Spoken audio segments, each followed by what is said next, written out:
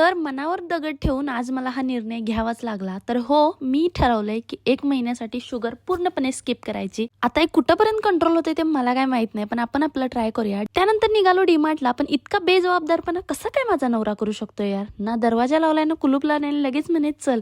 तर नंतर लावून घेतलं त्यांनी. ग्रोसरी भरून झाली. हे बिस्किट बघून जज नका करू की लहान आहेस काय. हो, माझे लाड अजून पण लहानासारखे असतात. आणि मला एक प्रश्न पडला, जर या लिफ्टमध्ये अडकलो तर? तोपर्यंत लिफ्टचा दरवाजा उघडला.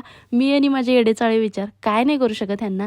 घरी आले, किती पण थका, किती पण फिरून या, किती पण काही करा, नवऱ्याचा डबा बनवणे आणि घरातलं जेवण बनवणे हा एक मोठा मोठा आणि परमनंट जॉब आहे लाईफमधला. तुम्ही जर ॲग्री करत असाल तर कमेंटमध्ये नक्की करा. तर इकडं मी बनवल्यात मस्तपैकी असे कोंबडी वडे. त्यामध्ये कोंबडी काय आज नाही आहे, सॉरी. त्याच्या बदली मी इकडं वांग आणि बटाट्याची रसाभाजी बनवलेली, जी की साहेबांना आवडली आणि मला मुद्दाम म्हणतात खाणार आहेस का, जी की माझा उपवास होता. आणि इकडं मला एक ह्यांचं लॉजिक कळलं नाही, लपून परफ्यूम मारण्यात काय अर्थ आहे यार. तर साहेब गेले ड्युटीला आणि मी परत निघालो माझ्या ड्युटीला. त्यानंतर संध्याकाळी थोडंसं डीमार्टमध्ये आणलेलं सामान चेक केलं आणि असाच आजचा दिवस.